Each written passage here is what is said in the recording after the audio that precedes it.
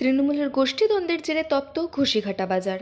তৃণমূলের গোষ্ঠীদ্বন্দ্বে হাড়োয়া থানার কুলটি গ্রাম পঞ্চায়েতের ঘুষিঘাটা বাজার এলাকা উত্তপ্ত হলো।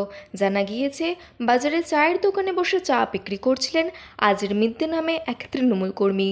সেই সময় ওই চায়ের দোকানে গিয়ে আচমকা হামলা চালায় হাড়োয়া পঞ্চায়েত সমিতির সহ সভাপতি আব্দুল খালেক মোল্লার অনুগামীরা বলে অভিযোগ।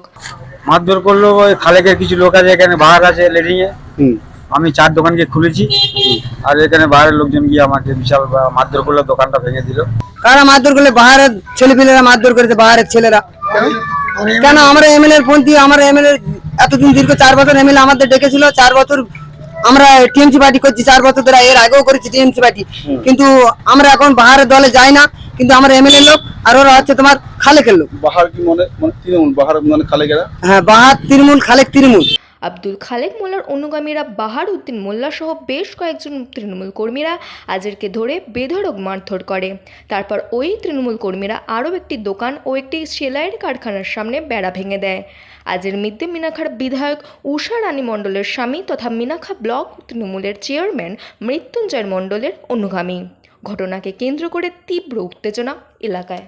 মানে দুটো প্যানেল চলছে আমাদের হাড়োয়া মিনাখা বিধানসভা।